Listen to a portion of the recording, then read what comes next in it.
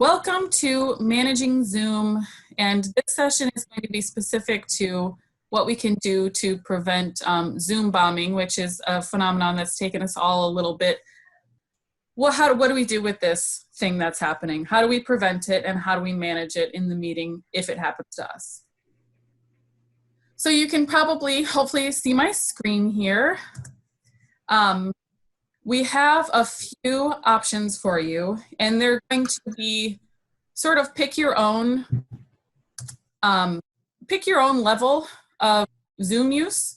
I think a lot of you might start out with the simplest and work up from there, or you might go with the medium choice, which is the medium choice is our recommendation. And what I mean by medium is that it is a little bit more secure, but it's a little more to manage. And this, we have a tutorial page set up that kind of, that has these specific things written out in a step-by-step fashion. And you'll also have this slideshow. So here's what we're going to explore. We have our waiting room, which you guys experienced as participants today. I have the waiting room enabled for this room. So basically what we have here are three options. We have the waiting room setting, which you guys experienced again as participants today. We have the password setting, which you can actually use in combination with the waiting room. Although in testing things out, I feel like if you're going to use the waiting room, the waiting room really is enough. But the password setting is certainly a decent low barrier choice.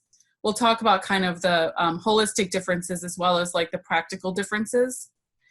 And then for very advanced users, we do have a registration option. But this, I would say, is like sort of your last option, unless you are like a power Zoom user already. This one in coming days may be easier and more efficient. But as of right now, we're saying like one of these two is a really great place to start. And to be safe.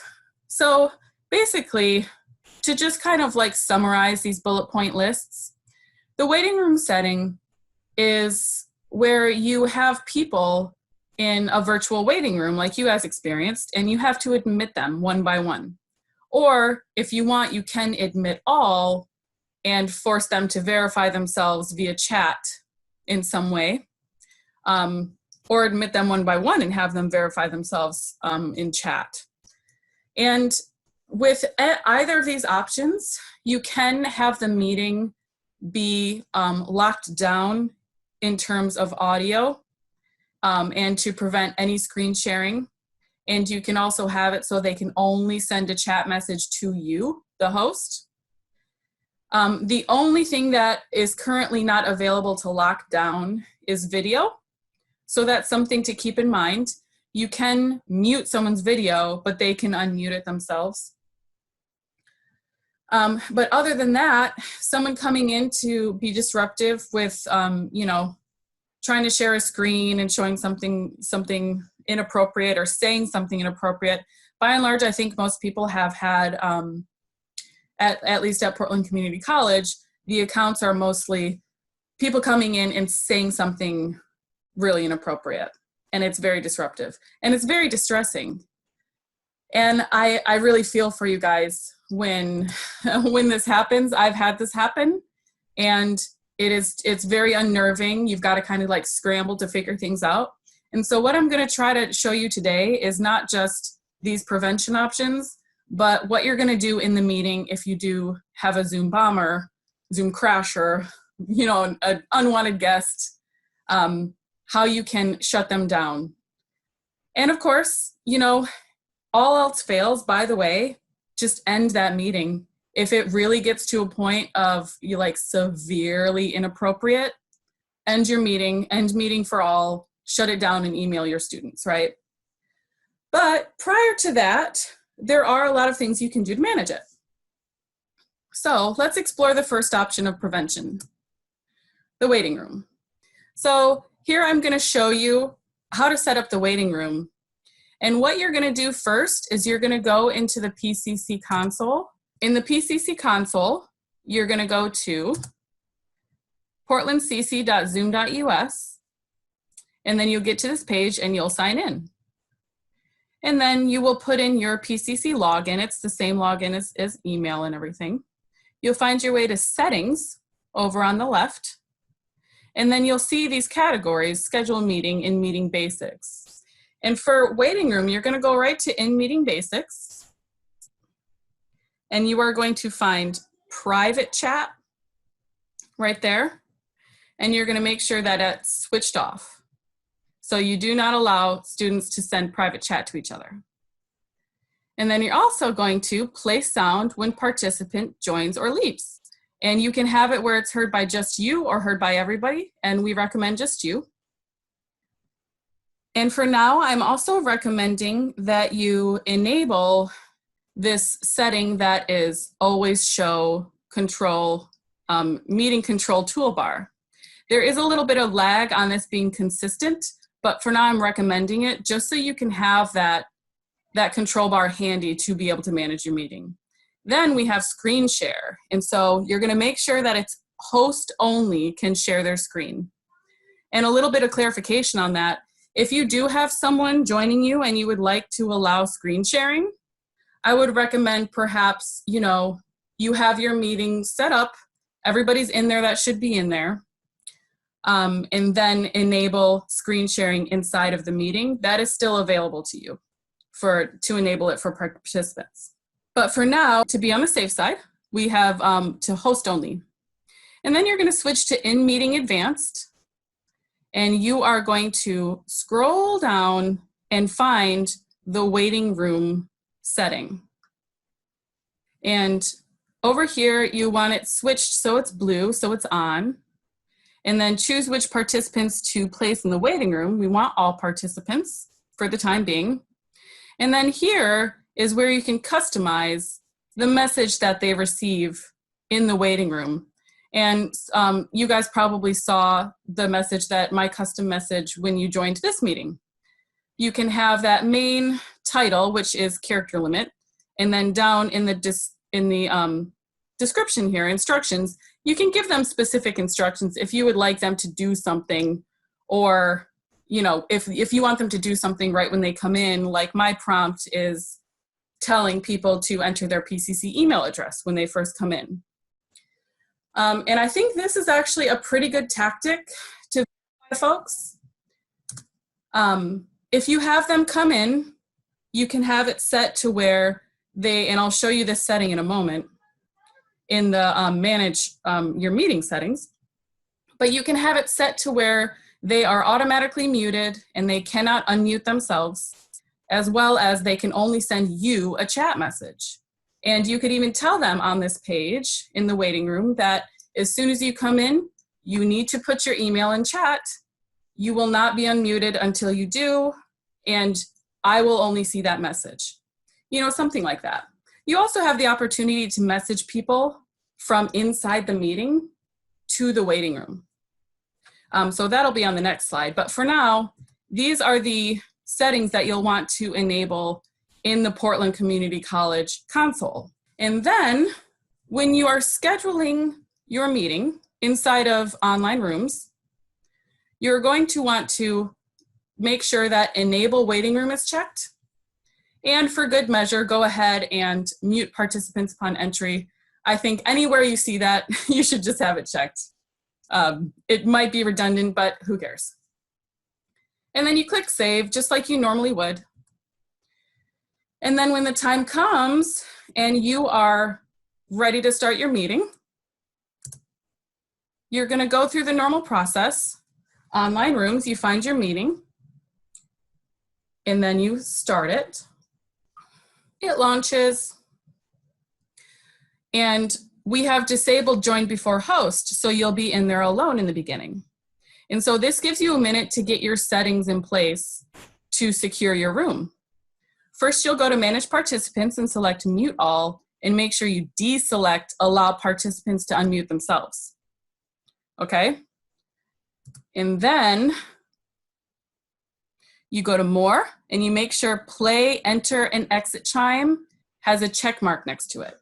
And then you'll open up chat and make sure that they can only chat to you, the host. And then you're ready for your students to enter. And here's what it looks like when they enter the waiting room. And you can see waiting room and you can see them right there. And there's an opportunity to message them in the waiting room. And so you can tell them again, please enter your PCC email as soon as you come in. I will not unmute you until you enter it. So this is probably more on the secure side rather than, necessarily the welcome to all side. You might want to craft your message to have it still be welcoming, but make sure that they know what's expected of them. And I'll show you in a minute what it looks like for the person inside the waiting room. And then you admit them. And they cannot unmute themselves. And there's our little chat message. They have done their diligence and put their email in. And so you go, great, okay, everybody's done that. Perhaps that's how you take attendance in the beginning. And then you would click mute all and then go ahead and select that allow participants to unmute themselves. And then you can also change the chat function back to they can chat everybody. They still can't have private chats, but they can chat everybody. And you can also, from here, allow sharing to participants if that's something that is going to be necessary for your meeting. Or you could just keep it on only host can share. And then, so say I do have everybody in there, I can go ahead and lock my meeting.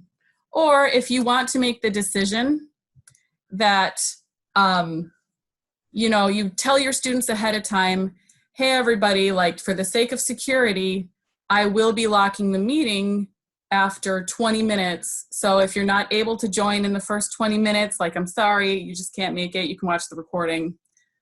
If you want to go that route, you can. And that's where you lock the meeting. That's also where you can lock the meeting if you have had someone come in and you are maybe, you want to salvage the session. It's a lot to deal with emotionally, I think. So I don't think anybody would fault you for locking the meeting if you just had to deal with a crasher and had to kick them out. It is up to you if you want to lock the meeting, because remember that waiting room is still going to keep them outside of the meeting until you admit them. So once you lock it, you'll get this message that no new attendees can join. And if you need to, if someone has not checked in and you're like, they've been in this room and they didn't do what I asked, I'm not going to risk it, you can put them back in the waiting room, or you can straight up remove them. So if you put them in the waiting room, they will just be kind of in a holding space. If you are perhaps considering even a little that this might be a legit student, put them in the waiting room. Only if you are sure that they are a Zoom bomber will you want to remove them, because once you remove them, they cannot come back in the meeting ever. So that's great for people we don't want in there, but if you accidentally remove someone that's really a student, you have to kind of go through a different process to get them back in. There's a setting that you have to go through, and you might have to even remake all of your meetings to allow that person to re-enter. So that's why the waiting room is so helpful. You can always toss them into the waiting room. If they haven't, checked in the way that they're supposed to check in, right? Or if they just kind of lurking in an odd way, or there's some odd behavior and you're not sure, you can always put them in the waiting room. For this, I wanted to show you what it looks like to remove someone. You will get this message that says they can't come back if you remove them. Are you sure? And if you're sure, you're sure, right? From the student side, they're going to go to online rooms. And this is the waiting room, remember. They're going to go to online rooms and they're going to join the way they normally would. And when they get there, they will get this message. The host will let you in shortly, or whatever message you'd like it to read. And then I, the teacher, have sent a message to them saying, when you come in, like, fair warning, when you come in, I will not unmute you until you give me your PCC email address so I can verify your identity. And then the host lets me in. I can join with computer audio, but if I try to unmute, it will not allow me because I have not checked in. So then I go to chat and I check in like I'm supposed to. And then the host, I didn't show it here, but theoretically the host would send a message saying like, okay, now you're able to unmute yourselves. It's just us, we're safe, okay. And so I have the ability to unmute myself, and I can also send a message to everybody in the room. Still can't send that private message, which is good, I think. And so I'm in the room and I watch the presentation, but so say I am someone that is up to no good and I've been removed, this is what it looks like. It just says that I've been removed from the meeting. And so does anybody have any questions about this specifically, what I just showed you about the waiting room so far? My question is, if I want to kind of do the waiting room approach, at least for office hours, or maybe for both, is it better to set up a recurring meeting or to set things up like one at a time? Does it matter? Well, your recurring meeting is going to be easier for you. If you set it up one at a time, that's a little bit more work for you. But you know, the benefit of that is it's creating a unique meeting ID each time, which is going to make those office meetings a little more secure. But if you're enabling the waiting room, you can really control who's coming in and removing people as well. So I would say it's fine to set up a recurring meeting for your office hours and enable that waiting room, both for security, but also, you know, in your office hours, you're probably going to want to do one-on-ones, right? To have more private conversations with students without an audience. So that's how you can control that flow as well. That's really helpful because it's tricky to figure out, like there's, yeah, the balance you're talking about between like just welcoming people. Like I basically, I want my classes to be able to show up before me and talk. That's great. You know, that's like real life and build community. Right? And as of right now, I think reacting to this, what we're proposing here is not an overreaction. Part of the problem is that there are students out there inviting the greater community of people to come in and harass their class, and that's just where we're at. I'm still gonna be optimistic and have faith in PCC students. You know, I think after this initial bump fades a little bit, it'll be more smooth sailing. But yeah, I would say for now, I think it's very fair to err on the side of caution. And the waiting room is not really too big of a burden to put on the students. They're just hanging out for a minute. You can put a custom message in there. You can even put, you know, a logo in there. I put the PCC logo, but you could even like put your picture if you wanted, you know, to kind of like mitigate that a little bit. You can customize that message that they get in the waiting room. And of course, if I just want them to be hanging out together, I just have to, as soon as I open the waiting room, I'm just there and just welcoming them and letting them in, and they're together before class anyway, right? Yeah, you could always just start the meeting, you know, host, you could just go in there early and hang out for sure. Yeah, well, thanks a lot. That's very helpful. Hi there. I was curious, some folks have been talking about a way to set up the waiting room so that PCC students can get in automatically.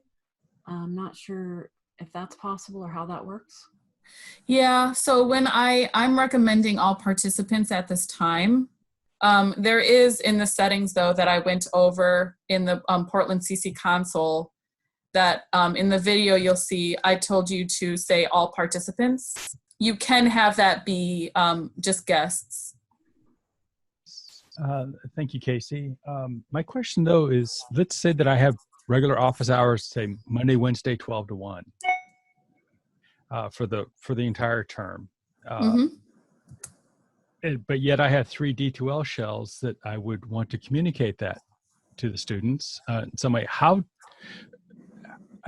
is it from the PCC, the Zoom CC.site that we would set that up? And where do the students go to get the link, or do I have to set this up in each of the 3 D2L shells? Well, ideally, all of your meetings for each class are set up inside of that meeting shell. That's going to be like the smoothest and most secure process. But I get what you're saying. You have office hours that you share between all 3 classes, right? Yes. So with that, if you use the waiting room, it's probably a good idea, again, because of the aforementioned things. You are going to have to send those students the link. So I would recommend not sending it through email, but perhaps you have a content item that has that office hours link. And you could set that up inside of one of the classes. So at least one of the classes has that event in their calendar and in the online rooms. And then you would just copy the invitation URL and you would put that in the content of the other 2 class shells. Okay. Was the little confusing part of, okay. I couldn't see how setting up 3 different ones in 3 different rooms would all meet in the same room. Okay. Yeah. And I would, again, speaking of, the waiting room, I would enable the waiting room, not just for security, but to make sure that you can control the flow a little bit. And don't email that link to them, Right. but keep it inside of D2L Brightspace. It'll help keep it secure. Okay. Thank you very much. You're welcome. I don't see any more hands up, and I would love to move on to the password option, which I think a lot of people have been discussing. Because it's a great option, and there's really only one reason that it's not an equal recommendation with the waiting room, and I'll get to that. I want to show you how to do it, and then we'll talk about what it's like, okay? So first, just like with the waiting room, you are going to go into the Portland CC console, and you're going to enable some settings, many of the same settings that you would have done with the waiting room. And so you go to portlandcc.zoom.us and you sign in just like I did. And then you go over to the settings area on the left. And for this, the first part is in the schedule meeting area. Make sure that join host is off. From, I think here on out, every time we should enable no join, or we should disable join before host. Also click this.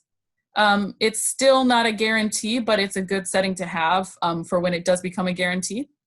Then you're going to come down to private chat, just like with waiting rooms, and you're going to disable private chat. And you are also going to place on when participants join or leave. Again, I think that's kind of across the board at this point. And just have it heard by you, of course, so as not to be disruptive to the class. And you'll get used to hearing that ding of, it's like a doorbell when they enter and kind of like a wah, wah, wah, wah, wah, wah when they leave. It's not like jarring.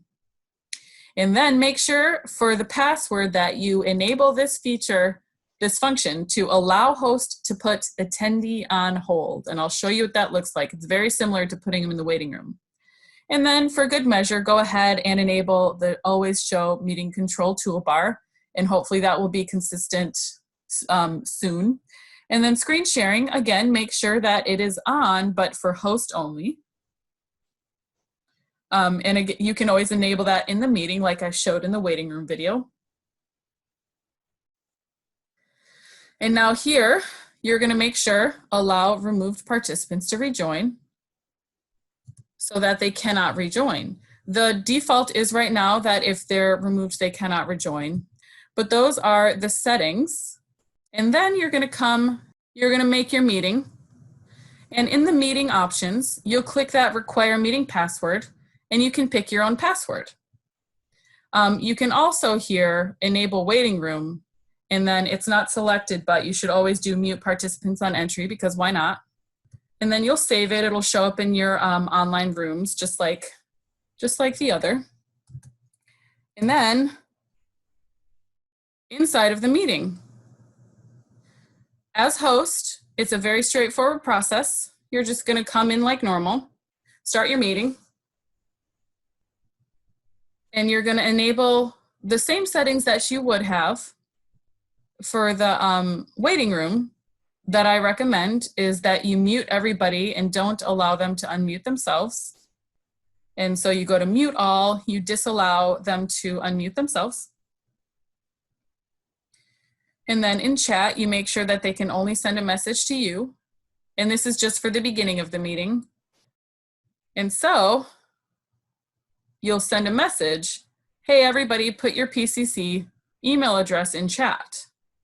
So I can make sure you're you, or you could say, so I can take attendance, you know, and you can even tell them, of course, that only you will see the message in case they don't really want to give their email address out, which is fair enough. So you send that out, and then your participant will hopefully quickly respond and make it nice and easy so that you can go in and then update your settings so that they can now send messages to the whole class. And then you'll also go to mute all and go ahead and enable that back so they can unmute themselves to ask questions.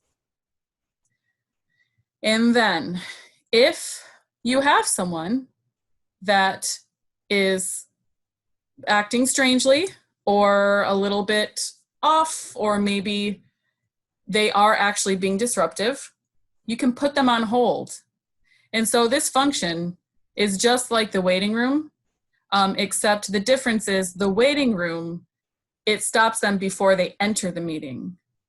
So in this case, the password is the way to stop them before they enter the meeting for them to verify themselves. However, the password can be easily shared. And as I said before, it's disheartening and unfortunate, but students are out there sharing information with the greater internet of, you know, whoever. And so it's very possible that they could share that password and you could still have someone come in unannounced. So that's why the meeting room is a little bit more secure of an option as of right now, because it does stop them before they come in, and it gives you at least a moment to see their name in the waiting room. And hopefully if it's a name that makes sense, some of these crashers have names that are like sort of obviously made up and obviously there to like cause trouble. But it does give you that moment of pause, and you can send them a message to give them instructions. And it's the same thing with putting them on hold. As you see, I have the option to message them. If I'm like, something's fishy here, I'm going to put you on hold, and now I'm going to send you a message saying, you've got to verify your email. You haven't done that yet. When you come back in, do that first thing. I will not unmute you until you can do that. And so this might actually be a moment in your class that, you know, unfortunately, it might like stop you in your tracks if you have someone come in and you have to put them on hold. But I think stopping you in your tracks to deal with it and telling your students like, just give me a minute, students, I have to deal with something, is better than them coming in and shouting or doing something, you know, actually offensive on the flip side. So when you put them on hold, you send them that message saying like, look, I'm serious, please put your email in so I can verify your identity.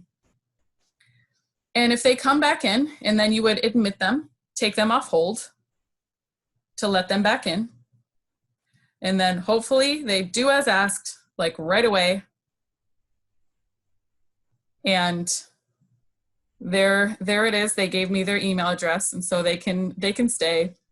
But once again, if you do have to remove someone, and you can update those, of course, make sure that if it's all clear, you can choose to lock the meeting, and of course, give them the opportunity to chat the whole group.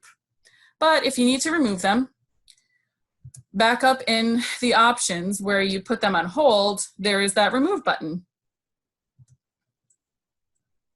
And so that is there for you if you need it. And once again, if you remove them, they cannot come back in. They will be kicked out of the meeting.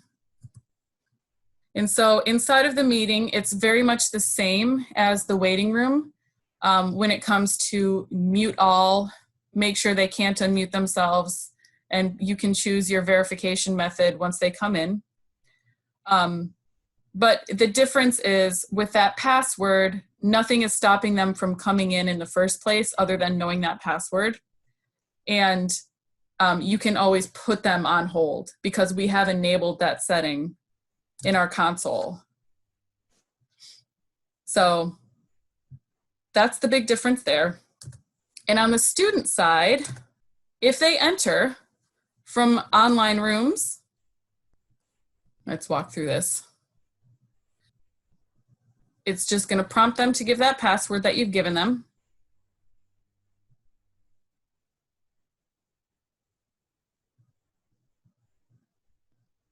And they're going to join their computer audio like normal, but they can't unmute themselves yet because we have disabled that. And then we send them a message on chat once they come in, verify your identity.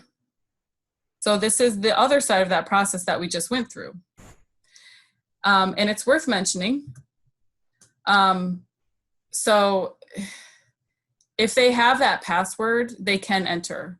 So when you are, if you are going to utilize the password function, I would say wait until very shortly before the meeting to pass that out to give people that password, just to hopefully they won't share it. And I would not email that again. I would perhaps instruct them over email that, you know, whenever our sessions are set to begin, I will put the password on the home page, and that's how you will enter by using that password. And so hopefully it all goes smoothly. They check in, they give their verification method, but if they're acting fishy, you can put them on hold, which I'll show you what it looks like. So this is when everything's smooth sailing. They're able to chat everybody. They can unmute themselves. And then in a moment, you'll see what it looks like when they get put on hold. It looks very similar to the waiting room. And the teacher can send a message to them while they're on hold saying whatever it is that they need to do as soon as they come back in. Unfortunately, in both the waiting room and the holding space, the student cannot send a message back. So it's really just like a one-way instruction for what they need to do when they come back in, I think is its best use. And then the teacher lets them back in and they're like, okay, I swear, I promise, I'll put my email in, cool, like it's all good. And then everything is all good. And in a moment, you'll see again what it looks like when they are removed, if you need to remove someone. It's very abrupt and they don't get to come back in. Yeah. So I just want to paraphrase what, just reviewing what the options are. So if you set up a waiting room, which is something that you can set up before, when you created the meeting, okay, that would be the waiting room. You cannot put somebody on hold, but you can send somebody to the waiting room. So you can use one versus the other one. So waiting room is something that you set up when you schedule the meeting, and then putting somebody on hold is when you're already inside the meeting, you can put somebody on hold if you don't have a waiting room. Is that right, Casey? That's right. That's right. So it's really, you could layer them up if you wanted to, but password, if you use just the password option, that sense of the waiting room is still there for you. With exception, it's not going to stop them from entering if they have that password. But hopefully, like, if they have the password, it's, you know, they're meant to be there.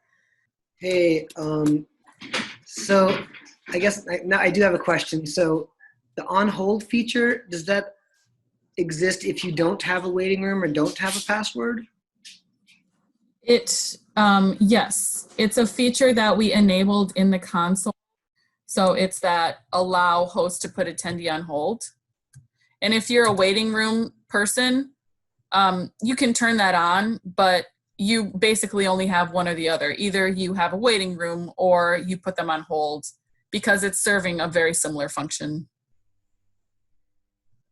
But even if you skip password option and you skip the waiting room option, you do still have you still have the opportunity to put the participant on hold as long as you enable that in the console.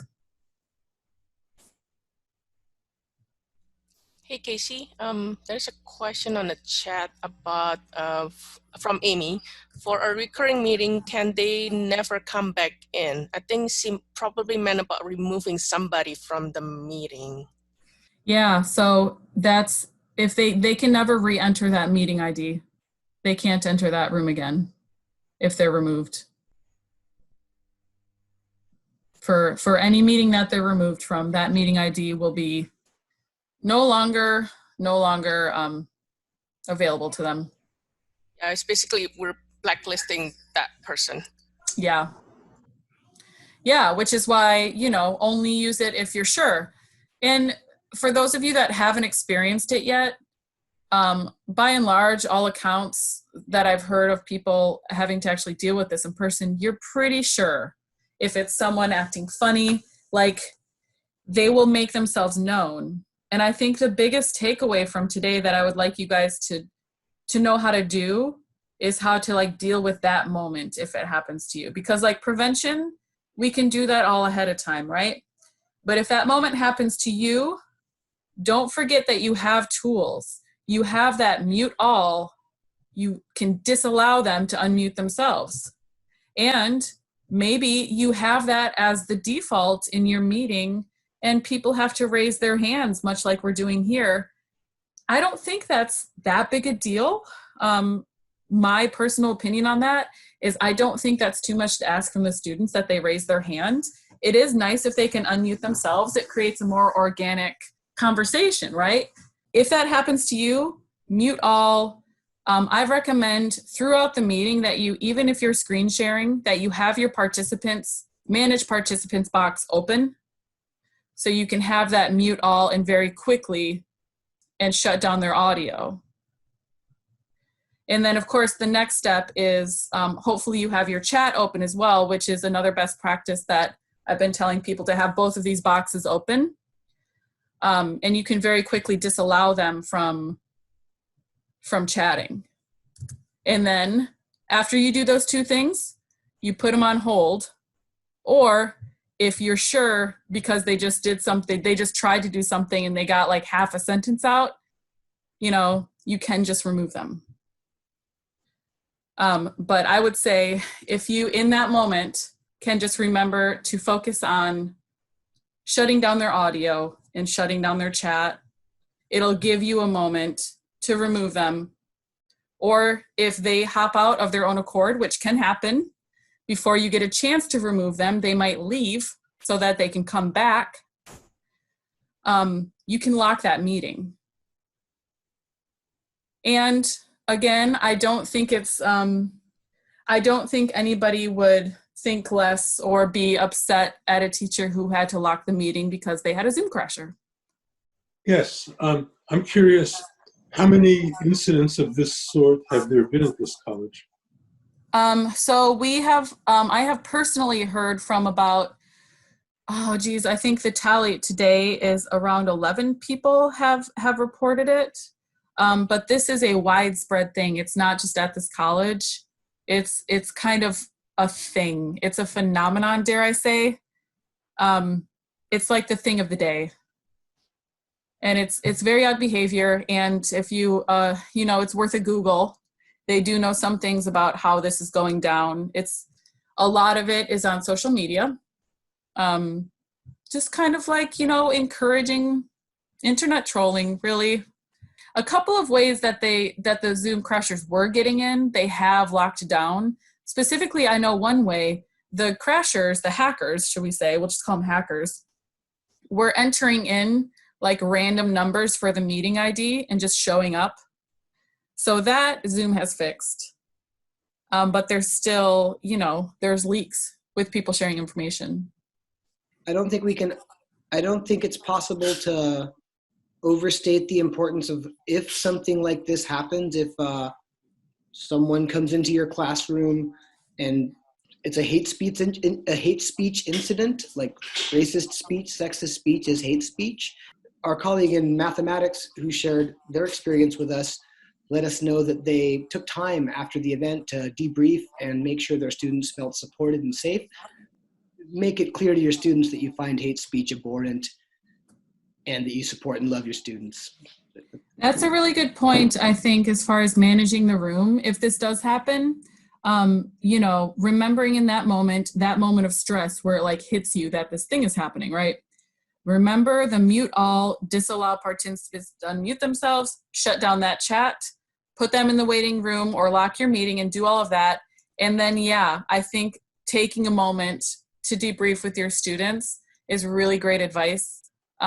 Because yeah, there have been incidents where it was really bad. Taking care of your students in that moment is really important as well.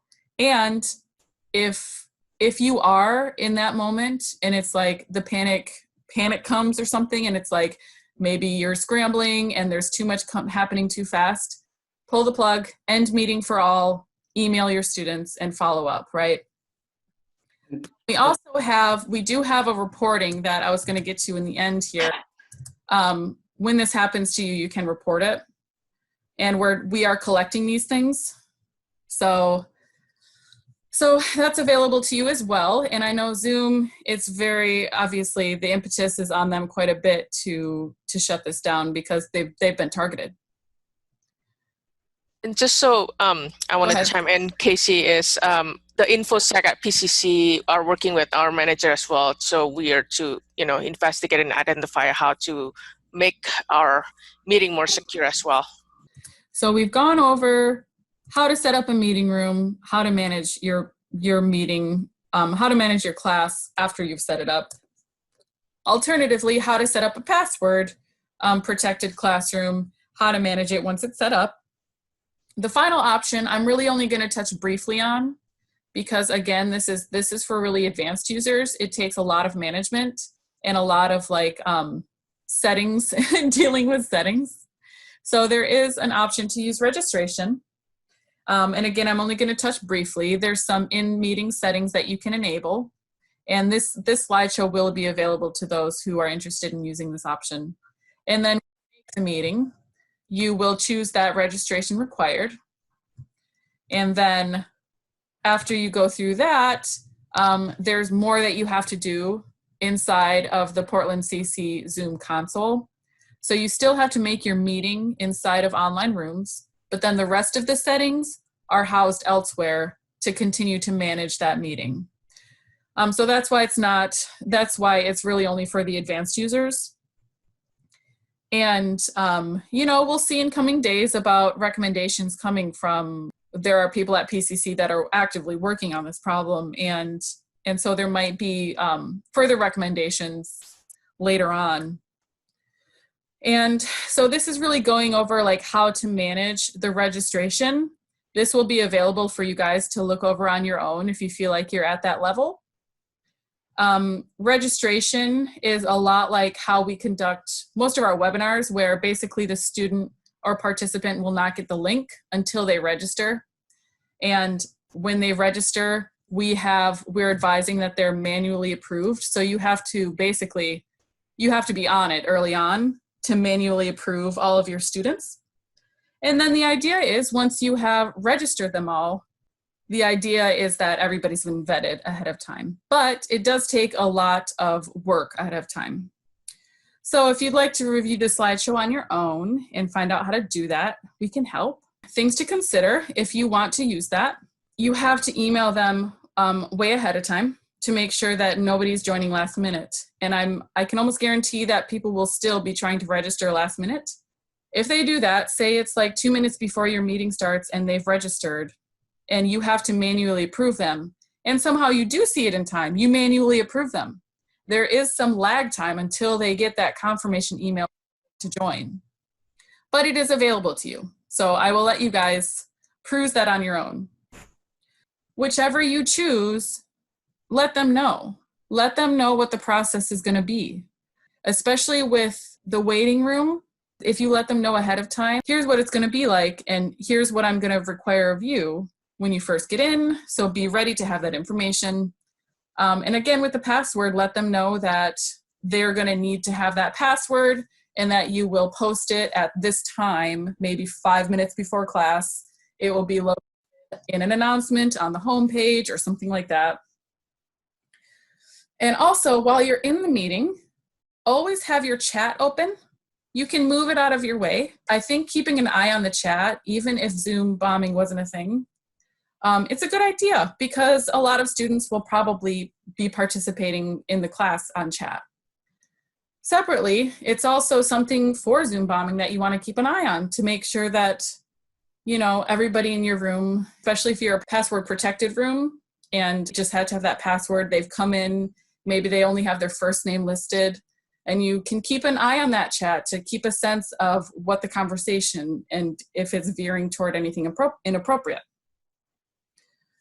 And then also, same goes for the managed participants. That will be where you can quickly mute everybody. That'll also be where you see people raise their hands.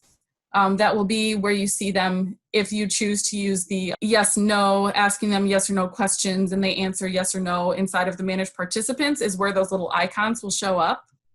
So keeping that open, both of these boxes, I get that they'll like be in the way, and it's like you just kind of get used to moving things around your screen to get it out of the way. With the situation being what it is, it'll also just like perhaps put you more at ease, being able to keep an eye on those things. Let your students know if you are going to be muting. If you're going to be muting them and having it, they cannot unmute themselves. If you want to go that option and you want to pick selective times where they can unmute themselves, just let them know. Let them know they can ask questions in chat, or if you have that shut down, they can just have a plastic, you know, pen and paper next to them and they can collect their own questions so they don't get lost. And also this one is really just meeting management. Good tip.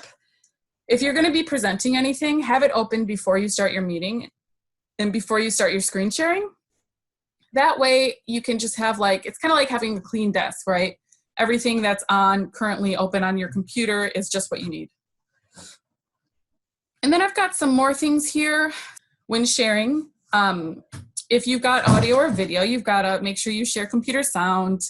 Also, just for teacher presence over these things, even if you don't want to show your video the whole time, briefly show your video so they can see who you are. So it's like it moves into kind of, you know, some more best practices, what it's like to be in a web conference all the time. And then finally, this that I showed earlier, if something does come up, please do report it to us so we can kind of keep track of these things. Also, one thing, Zoom is continually creating more security measures. And so you'll want to make sure you are running the most up-to-date Zoom client. And by Zoom client, I just mean that little icon that pops up when you start a meeting. It's like that blue square. It's an application that's been installed on your computer that is signaled whenever you start a meeting from D2L Online Rooms. It opens up inside of the quote Zoom client.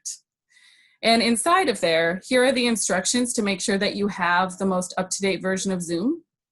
I know that there was an update today and there was an update yesterday. I think they are also trying to adapt as fast as they can. So yeah, those updates will help you stay secure. Hopefully you have now leaving this session a better idea of what you think you want to do, and you can go test it out.